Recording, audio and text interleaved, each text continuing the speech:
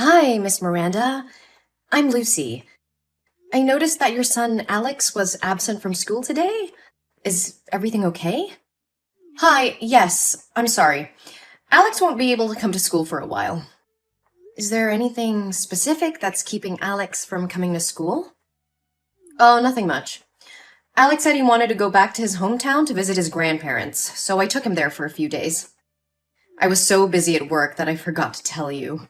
I'm really sorry. I see. That sounds like a nice trip. When do you expect Alex to be back at school? We're planning to stay for a few more days, but I'll make sure he catches up on any work when we return. He hasn't seen his grandparents in a long time, so I thought it'd be a good opportunity for him to spend time with them. I understand, but it's important for Alex to attend school regularly so that he doesn't fall behind on his studies. We have some exams coming up soon, and I want to make sure that he's prepared for them. Don't worry. Alex is a smart boy. He'll catch up on any missed work and do fine on the exams. I hope so, but I have to be honest with you. I'm concerned about Alex's academic performance and behavior at school recently. He's been struggling with his coursework lately, and I've noticed some strange behavior from him during class. Really? I wasn't aware of that. What kind of behavior? Well, he seems disengaged from the class and doesn't participate much in group activities. I've also noticed that he's easily distracted and fidgety during lessons. It's possible that there may be something else going on with him that's affecting his behavior. I haven't noticed anything unusual at home. Maybe he's just going through a phase. It's possible, but it's hard to say without knowing more about what's going on with him. But I think it would be a good idea to have him see a counselor or therapist to better understand what he's going through. I understand your concern, but I don't think that's necessary. Alex is just going through some growing pains. That's all. I understand your point, but as his teacher, it's my responsibility to ensure he gets the support he needs to succeed academically and emotionally. I would hate to see him fall behind or struggle with underlying issues. I appreciate your concern, Lucy. I'll keep an eye on him and let you know if there are any changes. Thank you, Miss Miranda. Please keep me updated on his progress and let me know if there's anything I can do to help.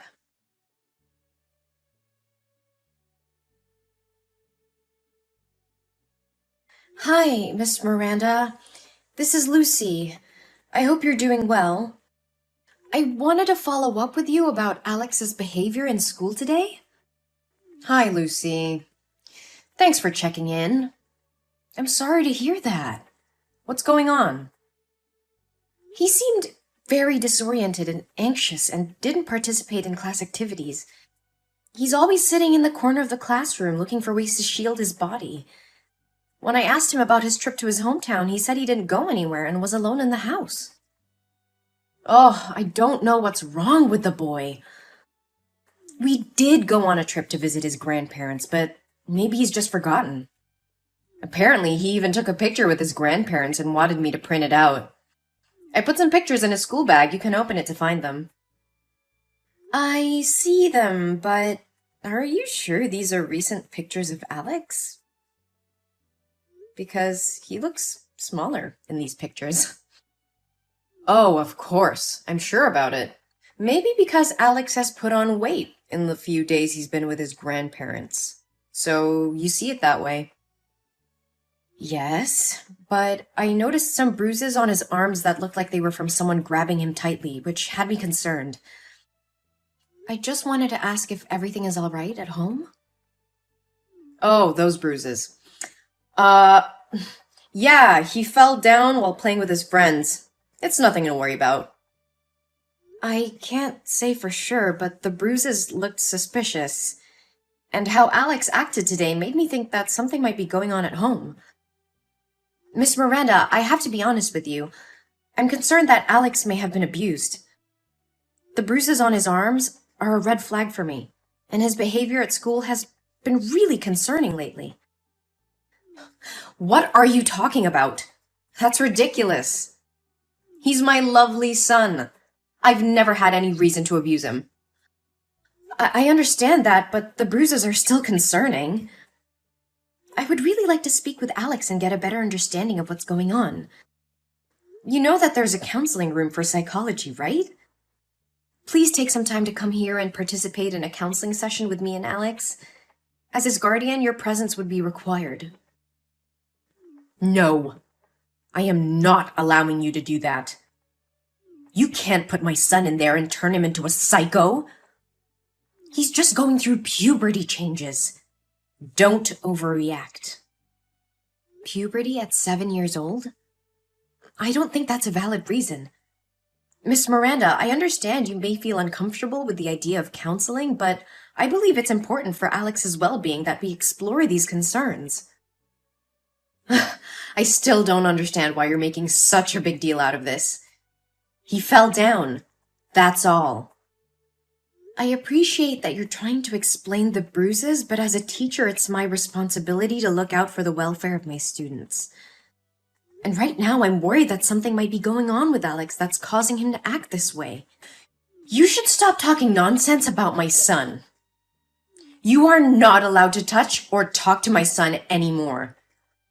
I will find a psychiatrist myself, so he'll be treated on my terms. We are dealing with some personal matters that we would rather keep private. I'm going to school to pick him up right now. I understand your concerns about privacy, but as Alex's teacher, it's important for me to ensure that he's getting the support he needs to succeed academically and emotionally. Please let me know if there's anything I can do to help.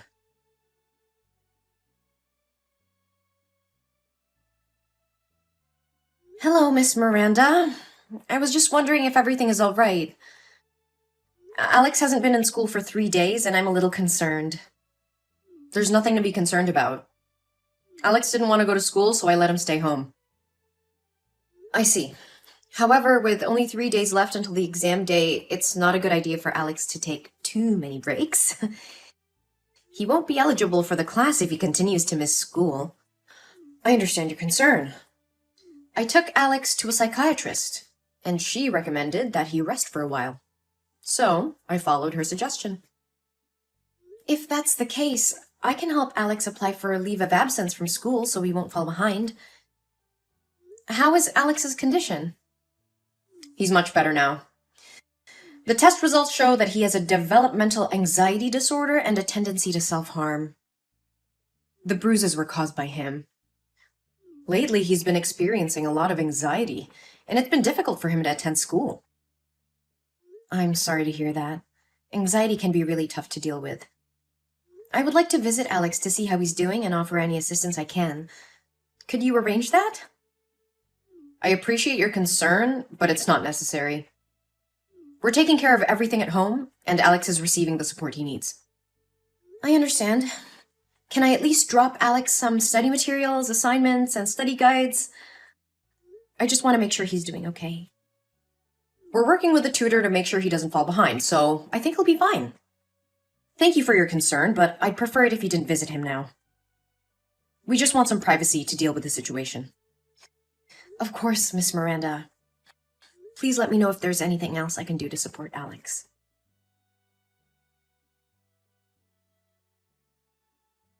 Why are there police officers at my door saying that Alex's teacher reported that I abused him? What nonsense did you say to the police? And where is my son? Where did you take him? I reported a serious child abuse case that occurred to my student Alex.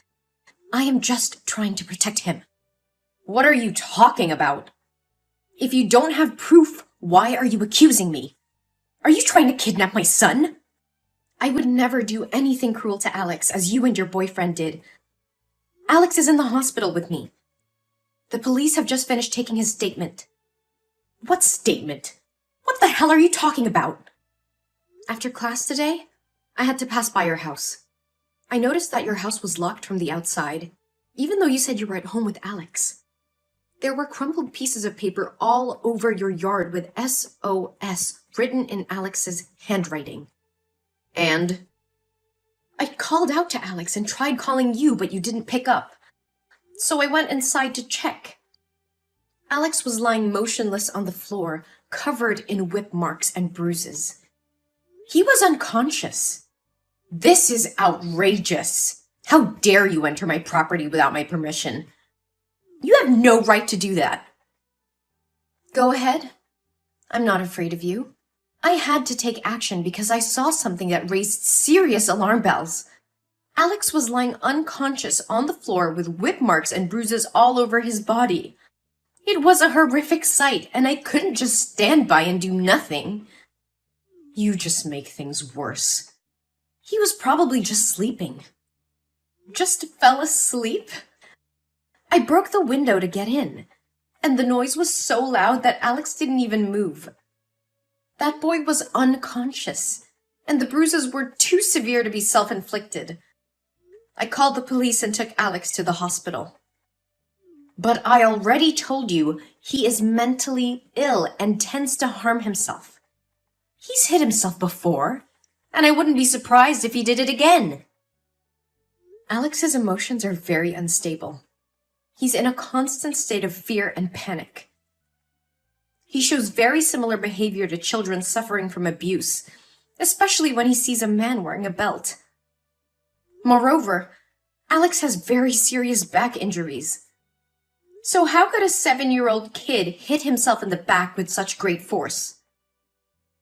You're wrong. He has a developmental anxiety disorder, and the bruises were caused by himself. The psychologists at the hospital checked Alex, and they said his emotions were very similar to those of an abused child. It's clear that he was physically abused, and you're responsible for it. This is ridiculous. You have no right to accuse me of abuse. I would never hurt my son. I'm not accusing you of anything, but the evidence speaks for itself. Alex's injuries are consistent with physical abuse, and as his teacher, it's my duty to report any suspicion of child abuse to the authorities. Moreover, Alex told us everything. Sam, what you did to your son is despicable. You starved him for 3 days and then left him alone to go on a trip with your boyfriend. And to make matters worse, you are the one who let your boyfriend hit him. He said he begged for your help, but you did nothing but sat on the sofa and watched that man hit Alex with a smile on your face. How could you do that to your own flesh and blood?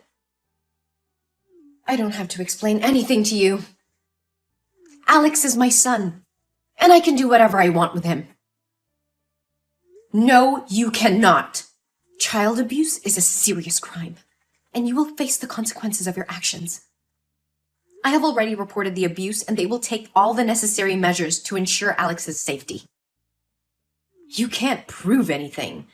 It's your word against mine. That freaking kid just imagined it all. Oh, I have proof. The hospital documented Alex's injuries, which will be useful as evidence in court. And let me remind you, there were crumpled pieces of paper with SOS written on them all over your yard. Your son was clearly trying to ask for help, and you ignored his cries. I don't care about your accusations. You will regret getting involved in my business. I will not regret doing what's right for my student. Alex deserves to live in a safe and healthy environment, not in a home where he is starved and abused. And I will make sure justice is served for him. You don't know anything about me or my family. Mind your own business and stay out of our lives. I will not turn a blind eye to child abuse. It's my responsibility as a teacher and as a human being to protect children from harm. I will continue to report any suspicious behavior or signs of abuse, no matter who it involves. Listen, I understand that you care about Alex, but I also know that kids can make things up. Alex could have just fallen and injured himself. You don't want to ruin my life and my family's life over something that might not be true, do you? I'm willing to pay you a large sum to testify that Alex lied about the abuse. I won't do it. Alex didn't lie, and I won't perjure myself in court just because you want to cover up your crimes. I can't turn a blind eye to what Alex is going through. Money won't change my mind. But think about it. You could have all the money you need. No more struggling to make ends meet. Just say that Alex made it all up, and we can put this whole thing behind us. I can't do that, Miranda. Money won't make me betray a child who needs help. I won't let you get away with abusing your own son. And you should be ashamed of yourself for even suggesting such a thing. I'm not afraid of you, Miranda. I'll do whatever it takes to protect Alex. I can't understand. Why are you so determined to protect that brat? Because I can relate to his situation. When I was a child, I was also a victim of abuse, but nobody helped me at that time. I know firsthand how it feels to be helpless and vulnerable, and I don't want anyone else to go through what I went through. You know you'll never be able to stop all the abuse. Let's just skip it this time and take the money. I know it, but it's time to break the cycle of abuse and neglect. I will do everything in my power to make sure Alex gets the love and care he deserves. You should stop talking nonsense. One day you'll have to pay the price for meddling in other people's family affairs, bitch. Hey! Answer me! I will kill you! Damn it!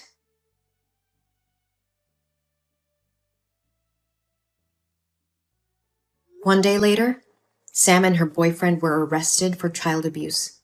The police found evidence in their house, confirming the teacher's suspicions. Miranda and her boyfriend were charged and sentenced to jail for their heinous crimes. Meanwhile, Alex is recovering very well under the care of me and other friends and teachers in school. With love and care, he regained his strength and confidence. I have become his legal guardian, and he's thriving under my care. Alex's story inspired me to advocate for child protection and fight against child abuse. I started a campaign to raise awareness about child abuse and to promote the importance of reporting any suspicion of abuse.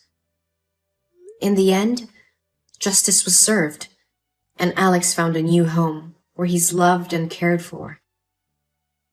Alex now has a chance to live a happy and fulfilling life, and I'm very happy for him.